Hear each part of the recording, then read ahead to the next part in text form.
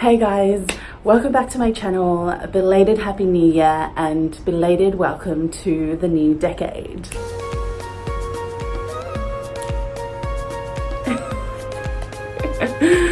So I'm so excited to be back doing a video live in 2020 with you guys. This year I have decided will be one where things take off, literally. Just in this year alone, there's a lot that will be going on. I have grand plans, not just for this year, but 5 years. I usually do vision boards spanning 5 to 10 years, so I'll share that with you guys later on. Today I just wanted to quickly jump on and share with you guys some of the habits that I'll be practicing in 2020. So like I said, in this year alone there's a lot going on. By midway through this year I'll be a chartered accountant. In May, one of my friends from work is getting married up in Montville, so a few of my work friends and I will be heading up, staying the night for the wedding, so that'll be really exciting. Then in July I'll be heading to the USA with my boyfriend. We'll be heading to Washington DC and New York City, and then to conclude the year, my family and I will be heading back to Samoa for a family reunion. So it'll be a reunion of my grandma and grandpa's children, so my dad's siblings. So my grandpa, Lava Filippo, his parents were Lava Petelo, who married Gaulango who was the daughter of the Kuikama from America Samoa. So they had a child. One of their many children was my grandpa, Lava Filippo, who married Ella from the villages of Vavau Aleipata and Salimu Whangaloa. So a few of the activities that we will be participating in will be learning about our ngafa, as well as practicing Fa Samoa, and also just doing a lot of the common fe'au that is a part of daily life in Samoa. Another sort of really special thing is that we'll be setting foot on the lands of our ancestors, which for a lot of the grandchildren who were born outside of Samoa and who reside outside of Samoa, it might not be significant for them in the moment, but probably as they reflect on it later on, it'll be very significant because it's the land that your ancestors used to walk on. So yeah, that'll be a very special time. So that'll go from just before Christmas Day to just before Christmas Eve. So we'll be spending that time with my dad's family, and then we'll be spending from New Year's Day onwards with my mum's siblings, whose parents are Leitu Vaitafe from Vayusu, and who married Asuisui Fei from the village of Vailoa Palauli. So if you're from any of those villages, shout out to you guys. We might be family. So anyway guys, big digression just then, and back to the whole sort of purpose of this video. Here are some of the 6 habits that I will be making a conscious effort to practice this year. These are very small things, but I'm definitely a subscriber to the belief that it's definitely the small things that make the biggest difference. Some of these I'm already practicing or have been practicing for a couple of years now, but it's just a matter of just sort of making a more conscious effort to practice them. So without further ado, let's jump right in.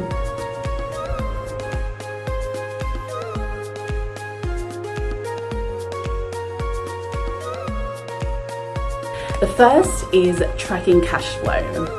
Now, this is probably going to sound very, very weird to you given that I'm an accountant, but up until 6 months ago, when I was still living at home, I was very, very loose in terms of tracking exactly where my cash was going. In my defense, I was living at home and I didn't have any real sort of significant expenses that required my cash. So you can imagine then that my spending was very frivolous and it was very, very loose.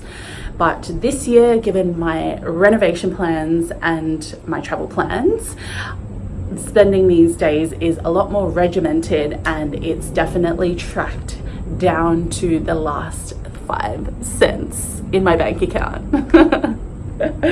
At the moment, I'm currently very much in the infancy of tracking this. I'm not gonna lie, it's a very confronting process, but I definitely believe in this platform that I'm using. It's a platform that I've come across based on a podcast that I listened to, and I've been doing research into this and familiarizing myself with the platform. So once again, leave a comment down below if you would like for me to share this once it's all up and running.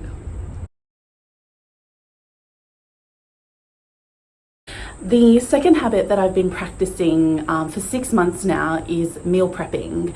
And what I've found by doing this is that I don't then overspend on lunch.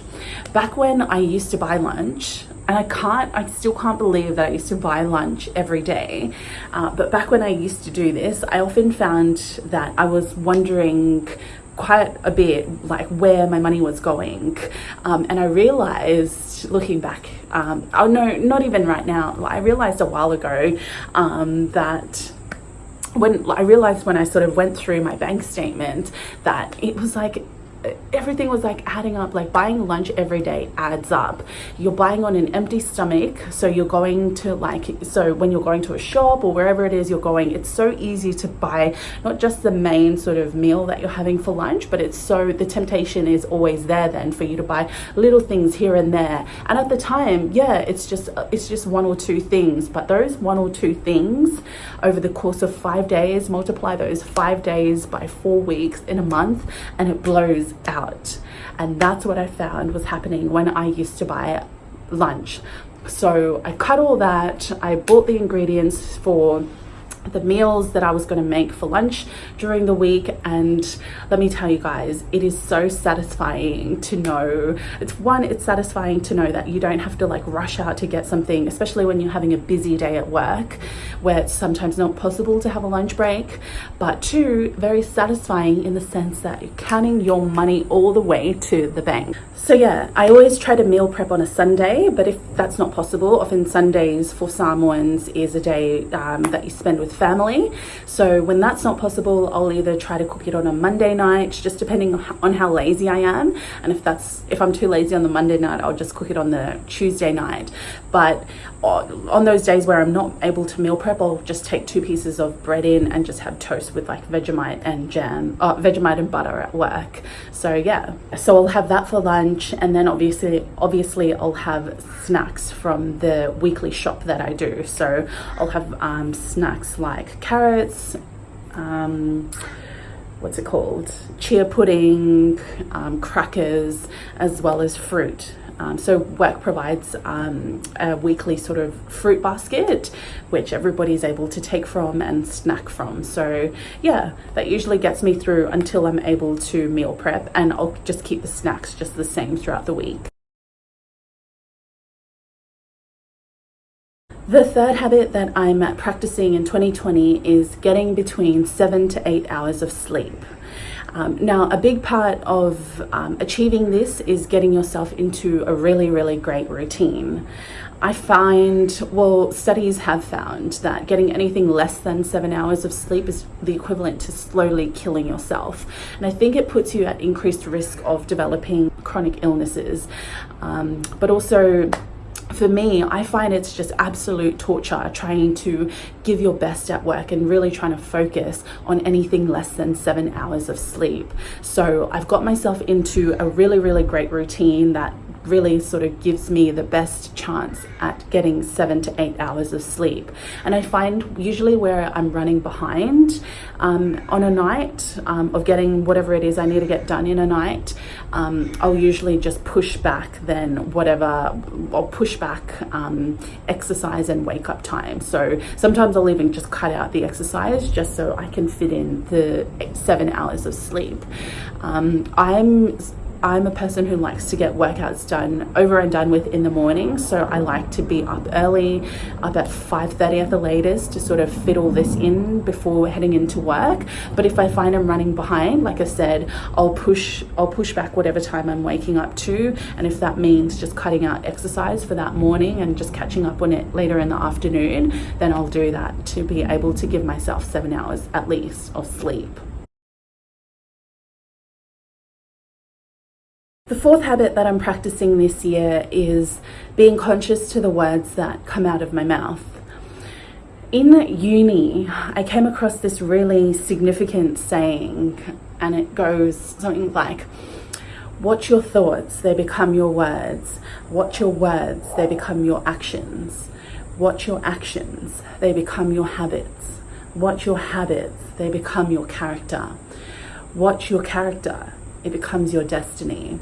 And for me, that was just so significant. And it's so significant to the point where I can recite it word for word to this day. And what I took from that is that it all stems from the words that you feed yourself, which then sort of forms your own version of reality. Because everybody has a different version of reality, and that's colored by their own experiences, and it's colored by their perception of things and the meanings that they give to certain situations.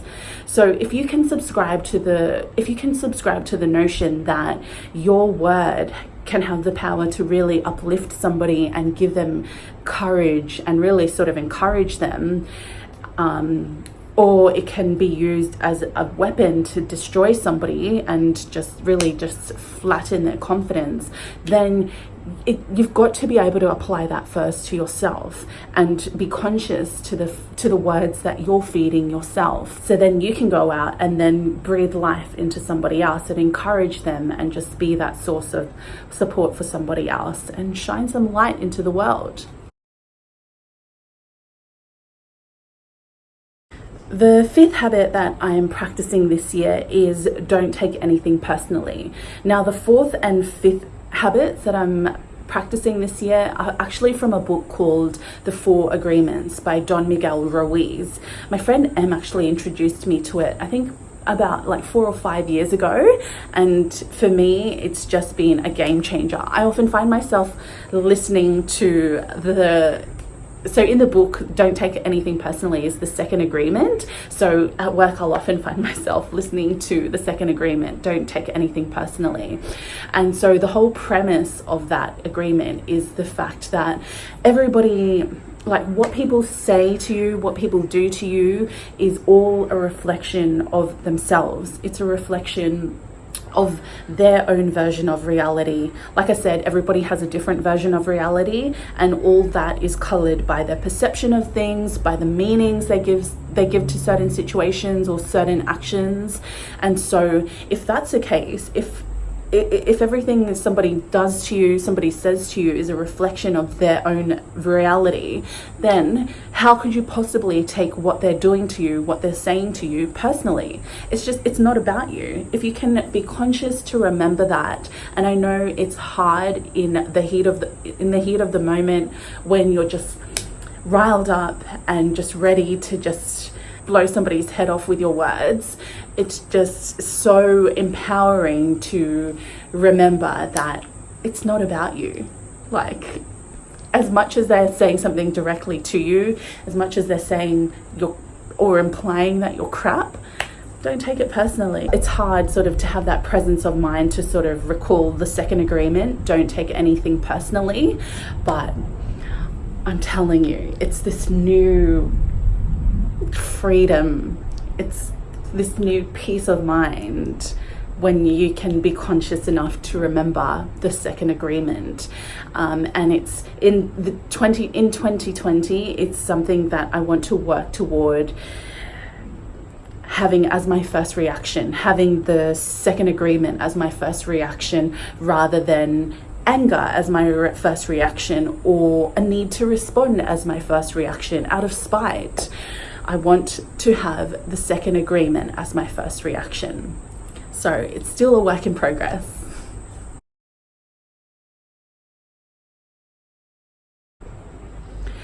The sixth habit that I am looking to practice in 2020 is actually something that I implemented back maybe in 2015, and that is the gratitude jar. Now this is an old vase. I'm actually going to replace this. It's actually quite disgusting and I don't want to show you guys too much of it. So pretty much the concept behind it is that I'll have a set of pre-cut cardboard cards, which I will then sort of scribe whatever success I have during the year, and I'll be popping it into the jar.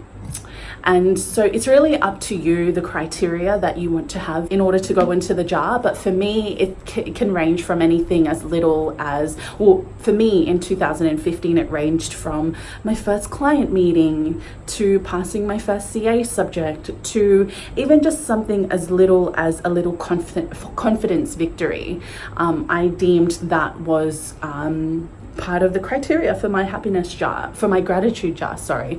And so the whole idea is that you'll get to New Year's Eve and then just read through all the little successes. Yeah, big or small, the small victories are what counts. And so that's why I find the gratitude jar very, very important.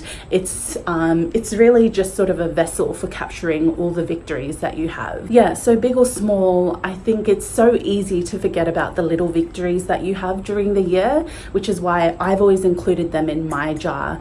And like I said, I am a big subscriber to the little things. The little things are the things that matter a lot to me, and it's all about the little victories and the small steps that you take toward being the best version of yourself.